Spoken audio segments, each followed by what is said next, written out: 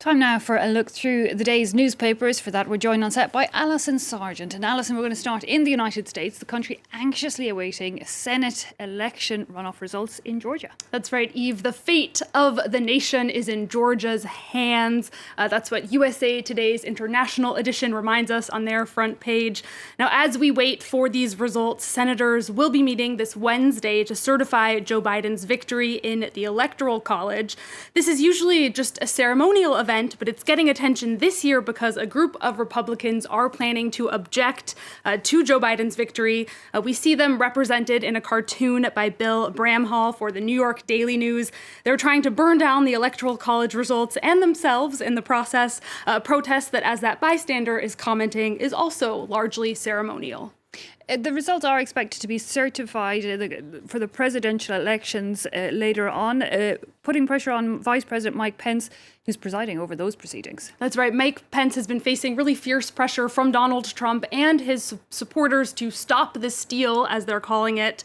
Cartoonist Ed Hall depicts the U.S. president as that infamous fly that landed on Pence's head during last year's vice presidential debates. But it's a fly that Mike Pence is expected to shake off because the New York Times reminds us that Mike Pence does not really have the power to change the outcome of Wednesday's proceedings. The paper describes his role as the equivalent to being the person who opens the award envelope at the Academy Awards and just reads out the name of the winner. Still, the paper writes that it does put Pence in quite a tricky position. Quote, with just 16 days left in the administration, Mr. Pence is at risk of meeting the fate he has successfully avoided for 4 years, being publicly attacked by the president.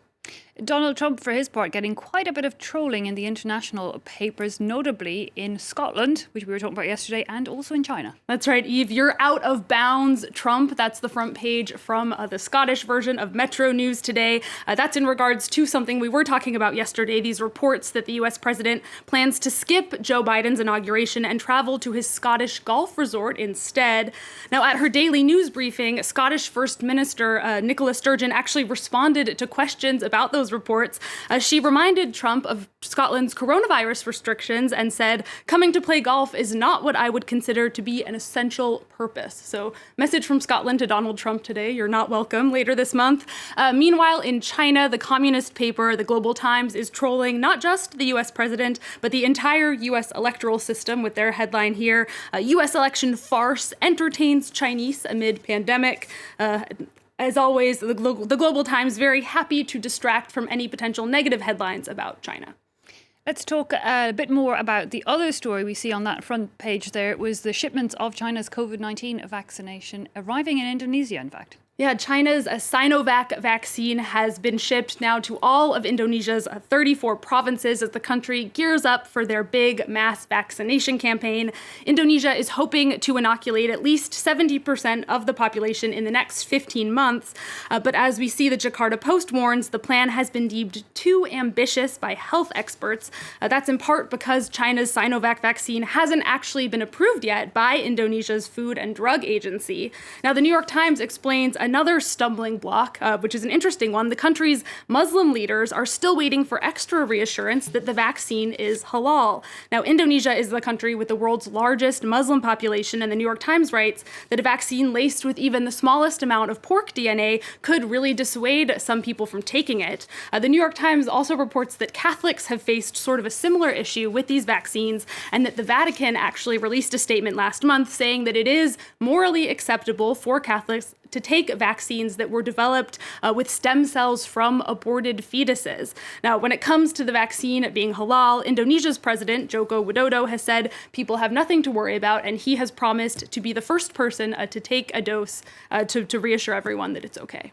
Okay, well, now we talked about a distraction from the news and distracting ourselves a bit from vaccines, COVID-19. You've got a bit of celebrity gossip for us. That's right. If confirmed, it's really one of the biggest celebrity stories in recent years. Kim Kardashian and Kanye West reportedly getting ready to call it quits, nearly a decade since they first started dating. The New York Post, page 6, says that Kim is reportedly done. That's according to multiple sources who spoke to the paper. They say divorce for the couple is imminent, and that Kim Kardashian has hired a very powerful divorce lawyer who represented Angelina Jolie, Heidi Klum, and even herself in her last divorce. The New York Post reports that the relationship had really seen its fair share of struggles. They remind us that there have been divorce rumors in the past, so attention with this one. Potentially we'll find out later today that it's not true, but it does seem pretty legitimate so far. Anyway, last year seems to have been a breaking point for the couple. Kanye West has really been struggling pretty publicly with some mental health issues. He also made that failed bid for president. Meanwhile, Kardashian is studying to become a lawyer. She's very serious about her prison reform initiatives. So it seems like divorce, probably a healthy choice for the both of them to go their separate ways. And maybe Kim Kardashian is the one who's going to end up running for president someday. Who knows? Alison Sargent, thanks a lot for a look at the international papers.